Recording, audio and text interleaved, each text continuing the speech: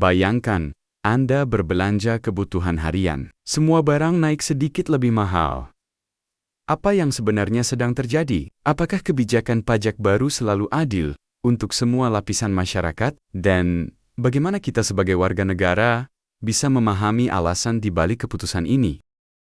Selamat datang di video ini, di mana kita akan membahas buku yang luar biasa, The Economics of Tax Policy, karya Alan J. Auerbach dan Kent Smethurst, sambil mengaitkannya langsung dengan isu kenaikan PPN 12% yang sedang ramai di Indonesia. Pertanyaannya adalah, apakah kebijakan ini solusi atau justru beban baru bagi rakyat?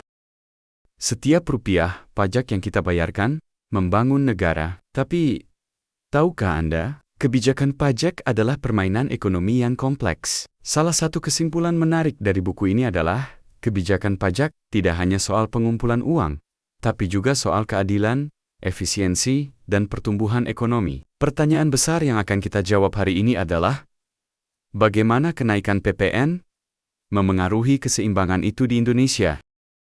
Sebelum kita lanjut, jangan lupa untuk like video ini, share ke teman-teman kalian, dan pastikan untuk subscribe agar tidak ketinggalan konten edukatif kami. Mari kita mulai dengan memahami konsep dasar dari pajak regresif dan pajak progresif yang menjadi inti dalam banyak diskusi tentang sistem perpajakan, termasuk yang dibahas dalam buku The Economics of Tax Policy oleh Alan J. Auerbach dan Kent Smethurst.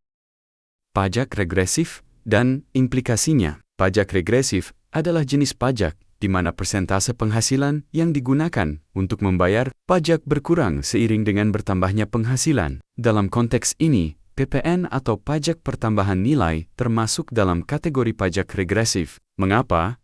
Karena semua orang, terlepas dari besar kecilnya penghasilan, dikenakan pajak yang sama pada barang dan jasa yang mereka konsumsi. Jika seseorang dengan penghasilan rendah mengeluarkan 2 juta rupiah per bulan untuk konsumsi kebutuhan sehari-hari, dan 10% dari pengeluaran itu adalah PPN, maka orang tersebut membayar Rp200.000 untuk pajak. Sekarang, bandingkan dengan seseorang berpenghasilan tinggi yang menghabiskan 10 juta rupiah per bulan. Mereka akan membayar 1 juta rupiah untuk PPN. Secara nominal, memang tampak besar, tetapi dalam persentase, beban PPN lebih besar pada kelompok berpenghasilan rendah, karena sebagian besar penghasilan mereka dihabiskan untuk konsumsi kebutuhan pokok. Alan J. Auerbach, dalam bukunya, menekankan bahwa pajak regresif seperti ini cenderung memiliki ketidakseimbangan beban di antara kelompok pendapatan. Sistem ini sering menjadi perhatian para ekonom, karena bisa meningkatkan ketimpangan sosial jika tidak disertai mekanisme redistributif seperti subsidi atau bantuan sosial. Dampak pada kehidupan sehari-hari. Di Indonesia, kenaikan PPN menjadi 12% berpotensi memengaruhi daya beli masyarakat. Bayangkan rumah tangga dengan penghasilan rendah yang 80% sampai 90% dari anggaran bulanannya dialokasikan untuk kebutuhan pokok, seperti makanan, pakaian, dan transportasi. Jika harga kebutuhan pokok ini naik akibat kenaikan PPN, mereka akan menghadapi tekanan ekonomi yang signifikan. Sebaliknya, kelompok berpenghasilan tinggi mungkin hanya mengeluarkan sebagian kecil dari penghasilannya untuk konsumsi harian, sehingga kenaikan PPN memiliki efek yang jauh lebih kecil terhadap kehidupan mereka secara keseluruhan. Contoh konkret bisa dilihat dari kenaikan harga bahan makanan pokok seperti beras atau minyak goreng. Sebelum kenaikan PPN, jika minyak goreng seharga Rp20.000 per liter, dengan PPN 10%, harganya menjadi Rp22.000. Setelah PPN dinaikkan menjadi 12%, harga meningkat menjadi Rp22.400. Bagi kelas bawah, kenaikan ini terasa langsung karena setiap rupiah sangat berarti dalam anggaran harian mereka. Perbandingan dengan pajak progresif. Di sisi lain, pajak progresif seperti pajak penghasilan didesain untuk memastikan mereka yang berpenghasilan lebih tinggi membayar pajak lebih besar secara proporsional. Dalam pajak progresif, tarif pajak meningkat seiring dengan meningkatnya penghasilan. Misalnya, seseorang dengan penghasilan 5 juta rupiah per bulan mungkin dikenakan tarif pajak 5%, sedangkan seseorang dengan penghasilan 50 juta rupiah per bulan dikenakan tarif pajak 20%. Pendekatan ini dianggap lebih adil, karena mereka yang memiliki sumber daya lebih besar berkontribusi lebih besar kepada negara. Hal ini sesuai dengan prinsip redistribusi, di mana beban fiskal disebar secara lebih merata berdasarkan kapasitas ekonomi individu. Namun, salah satu kelemahan dari pajak progresif yang juga dibahas dalam buku The Economics of Tax Policy adalah kerumitannya dalam implementasi. Dibutuhkan sistem administrasi perpajakan yang kuat untuk memastikan bahwa semua orang, terutama yang berpenghasilan tinggi, melaporkan penghasilannya dengan jujur. Di negara-negara berkembang, seperti Indonesia, tingkat kepatuhan pajak penghasilan masih cukup rendah, yang membuat pemerintah lebih bergantung pada pajak konsumsi seperti PPN, yang lebih mudah dipungut. Mengapa PPN dipilih oleh pemerintah? Kenaikan PPN menjadi pilihan pemerintah karena dianggap lebih praktis untuk diterapkan dibandingkan meningkatkan tarif pajak penghasilan. Sistem PPN lebih sulit untuk dihindari karena diterapkan pada konsumsi, bukan pada pendapatan. Saat seseorang membeli barang atau jasa, pajak otomatis ditambahkan ke harga produk. Bandingkan ini dengan pajak penghasilan, di mana ada peluang bagi individu atau perusahaan untuk menyembunyikan sebagian penghasilannya. Buku The Economics of Tax Policy menjelaskan bahwa salah satu kekuatan pajak konsumsi seperti PPN adalah stabilitasnya. Bahkan, dalam kondisi ekonomi yang tidak menentu, penerimaan dari PPN cenderung tetap, karena konsumsi dasar manusia seperti makanan, transportasi, dan listrik sulit untuk dihindari.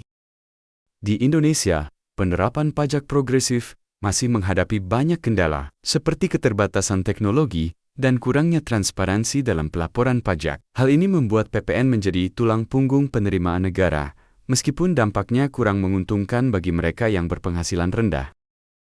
Implikasi, etis, dan solusi. Perdebatan tentang PPN sebagai pajak regresif mengarahkan kita pada pertanyaan etis.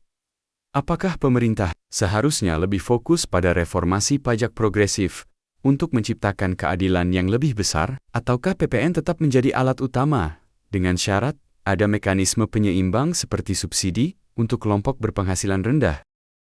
Solusi yang sering diajukan para ahli ekonomi adalah mengombinasikan kedua pendekatan ini. Misalnya, memperkenalkan pengecualian PPN untuk barang dan jasa kebutuhan pokok agar tidak membebani kelompok miskin, sambil terus memperbaiki sistem administrasi pajak penghasilan untuk meningkatkan kepatuhan wajib pajak berpenghasilan tinggi. Sebagai penutup, untuk bagian ini, buku The Economics of Tax Policy memberikan wawasan penting bahwa tidak ada sistem pajak yang benar-benar sempurna. Setiap kebijakan memiliki komprominya sendiri, dan tugas pemerintah adalah memastikan kebijakan ini diterapkan dengan mempertimbangkan kesejahteraan masyarakat luas, terutama kelompok rentan. Kemudian, bagaimana desain pajak yang optimal? Pajak memainkan peran sentral dalam mengelola perekonomian negara. Dalam buku The Economics of Tax Policy, karya Alan J. Auerbach dan Kent Smetters, dijelaskan bahwa desain pajak yang optimal harus mempertimbangkan berbagai dimensi, termasuk efisiensi, keadilan, dan dampak pada perilaku ekonomi. Dalam bagian ini, mari kita membedah lebih dalam konsep trade-off dalam kebijakan pajak dan kaitannya dengan upaya meningkatkan penerimaan negara tanpa merusak keseimbangan ekonomi. Trade-off dalam kebijakan pajak. Setiap kebijakan pajak menghadirkan dilema atau yang sering disebut trade-off. Di satu sisi, pemerintah ingin memaksimalkan penerimaan negara untuk mendanai pembangunan. Namun, di sisi lain, ada risiko besar bahwa pajak tinggi dapat mendistorsi konsumsi atau investasi, sehingga melemahkan sektor ekonomi tertentu.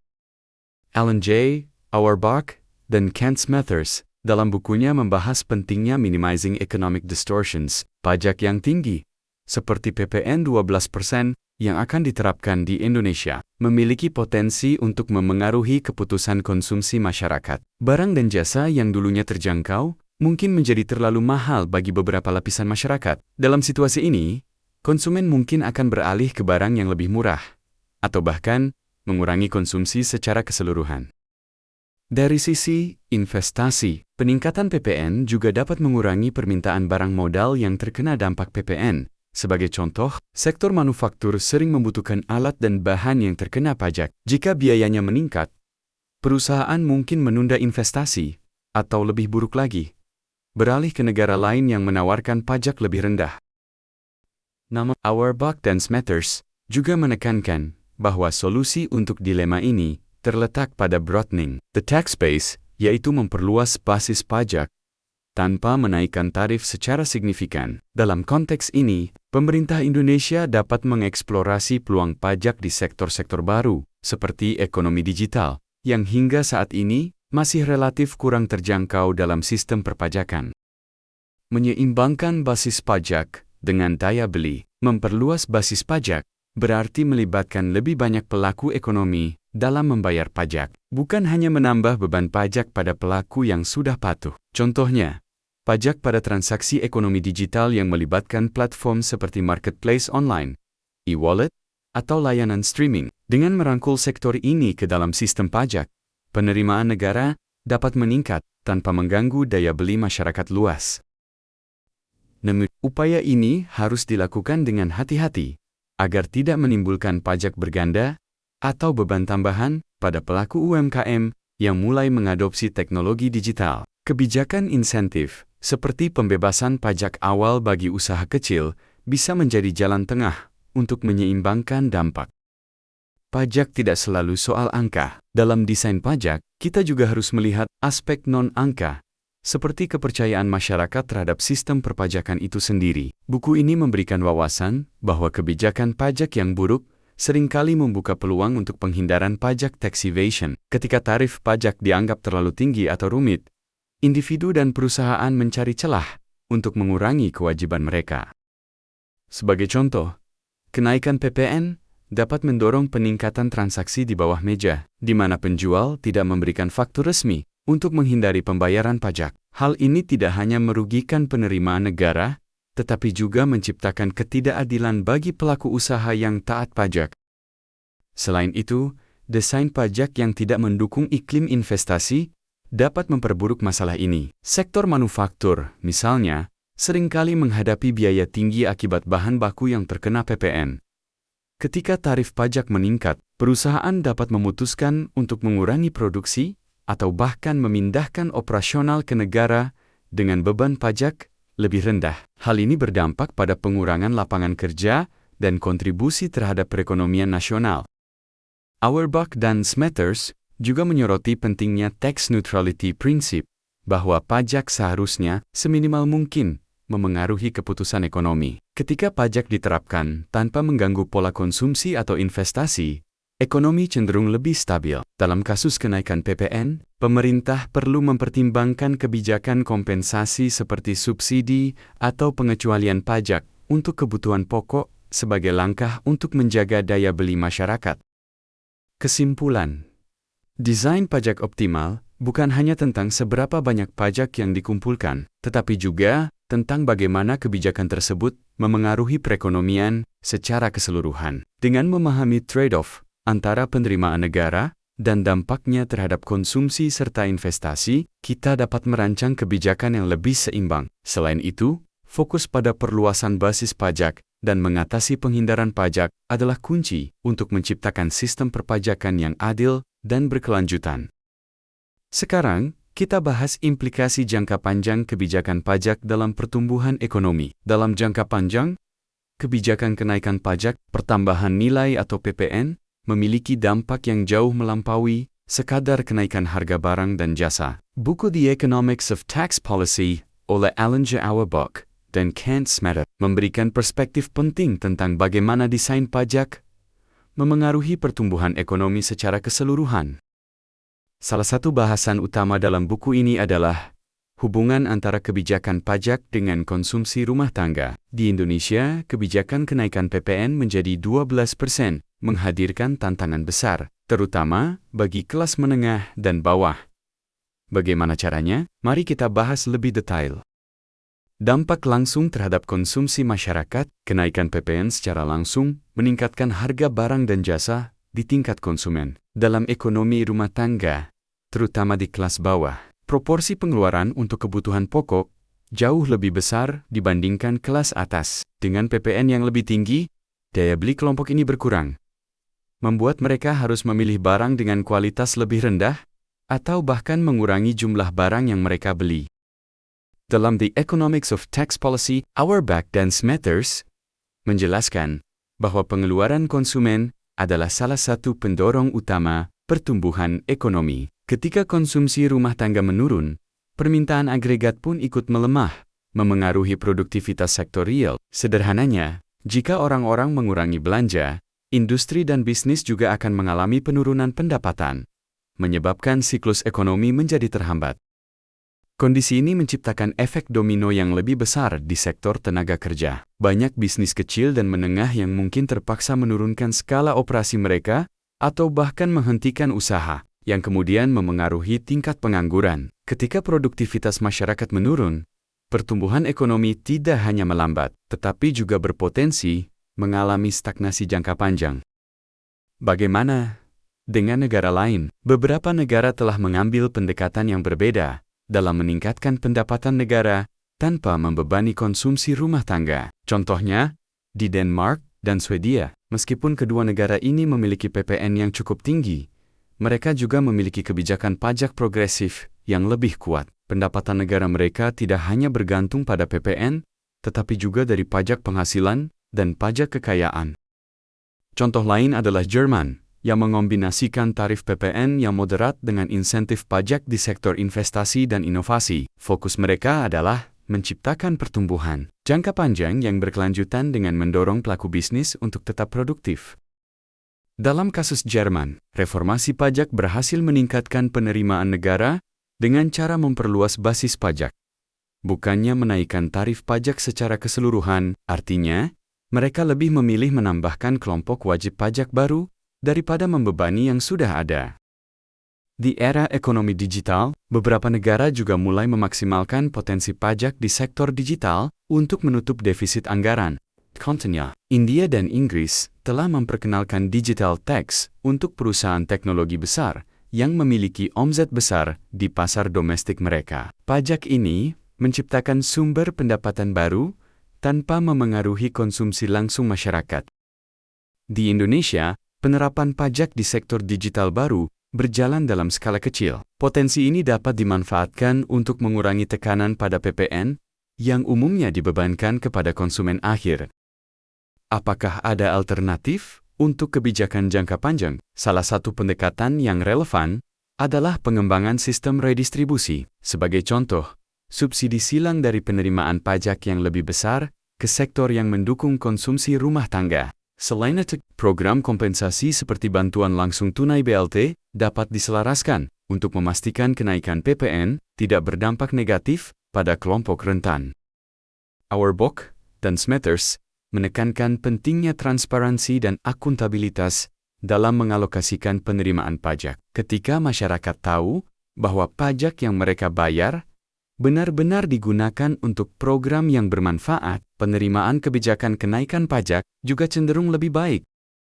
Dari perspektif kebijakan jangka panjang, kenaikan PPN tentu memiliki implikasi besar, terutama dalam pertumbuhan ekonomi. Buku The Economics of Tax Policy memberikan kerangka kerja untuk memikirkan ulang bagaimana kebijakan pajak dapat didesain dengan adil dan berkelanjutan. Jika Indonesia ingin mengatasi defisit anggaran tanpa membebani konsumsi, belajar dari negara lain dan memperbaiki kebijakan redistribusi adalah langkah penting. Pajak harus menjadi alat pembangunan yang tidak hanya mengumpulkan uang, tetapi juga meminimalkan beban masyarakat kelas bawah.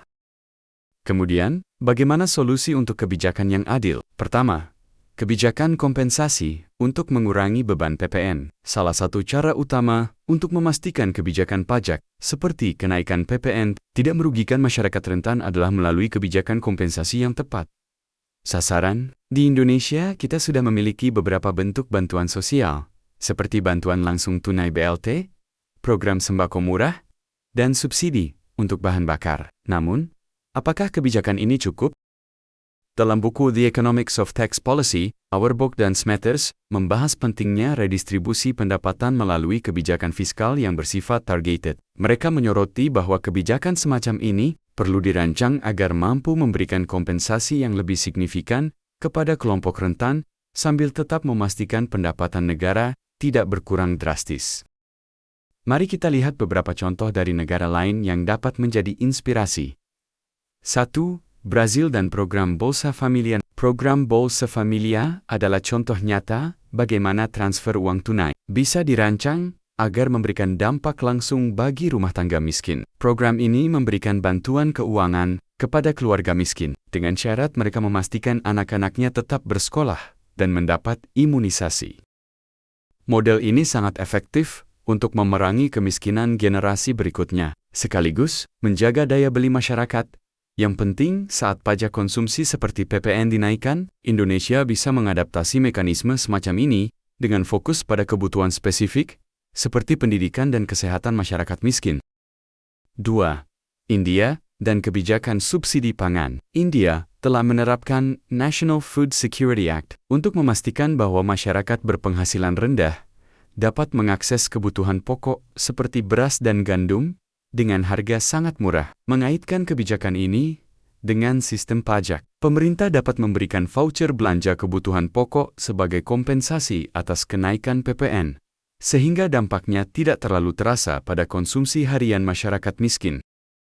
Kebijakan seperti BLT di Indonesia sebenarnya memiliki potensi besar, tetapi sering terkendala pada sisi pelaksanaan, seperti data penerima yang tidak akurat atau korupsi di tingkat birokrasi. Auerbach dan Smathers dalam bukunya menekankan pentingnya integrasi teknologi dalam sistem distribusi bantuan untuk memastikan transparansi dan akuntabilitas. Misalnya, menggunakan digital payment systems atau aplikasi yang memverifikasi penerima manfaat langsung untuk mengurangi kebocoran. Kemudian yang kedua, pajak sektor digital sebagai alternatif sumber pendapatan. Dalam The Economics of Tax Policy, penulis juga menggarisbawahi perlunya memperluas basis pajak tanpa harus membebani sektor yang sudah ada. Salah satu bidang yang dapat menjadi solusi adalah pajak untuk sektor digital. Kita tahu bahwa konsumsi barang dan jasa kini semakin bergeser ke sektor digital. Belanja melalui e-commerce, langganan layanan streaming, hingga transaksi bisnis lewat platform digital telah menjadi bagian tak terpisahkan dari kehidupan sehari-hari masyarakat Indonesia. Sayangnya, regulasi perpajakan terhadap sektor ini masih dalam tahap perkembangan. Mari kita bahas lebih rinci bagaimana sektor digital bisa terintegrasi dalam sistem perpajakan. 1. Menarik pajak dari e-commerce. Platform seperti Tokopedia, Shopee, dan Bukalapak menghasilkan transaksi bernilai triliunan rupiah setiap tahun. Banyak penjual di platform ini belum secara aktif masuk dalam sistem perpajakan. Oleh karena itu, meningkatkan pemantauan dan kewajiban PPN pada penjual besar dan menengah di platform e-commerce menjadi peluang bagi negara untuk memperluas basis pajaknya. 2. PPN untuk layanan digital global. Banyak negara, termasuk Indonesia, telah mulai menerapkan pajak terhadap layanan streaming seperti Netflix atau Spotify. Langkah ini adalah upaya yang tepat untuk mengimbangi pergeseran konsumsi dari fisik ke digital.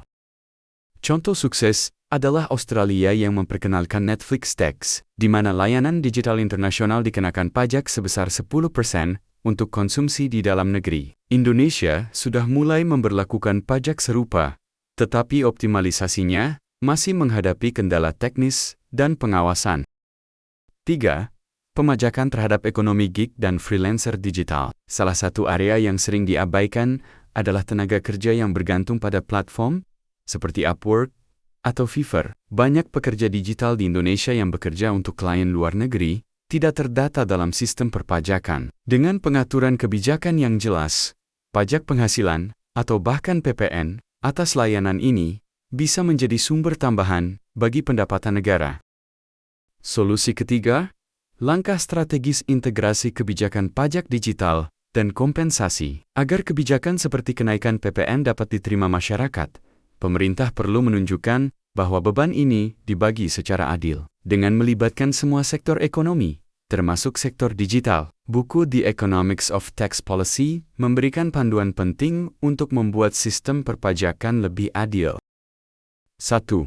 Redistribusi hasil pajak secara terbuka. Salah satu cara untuk mendapatkan kepercayaan masyarakat adalah transparansi dalam penggunaan hasil pajak. Misalnya, jika hasil PPN dinaikkan, tunjukkan secara langsung bagaimana dana tersebut dialokasikan untuk BLT, subsidi barang pokok, atau program sosial lainnya.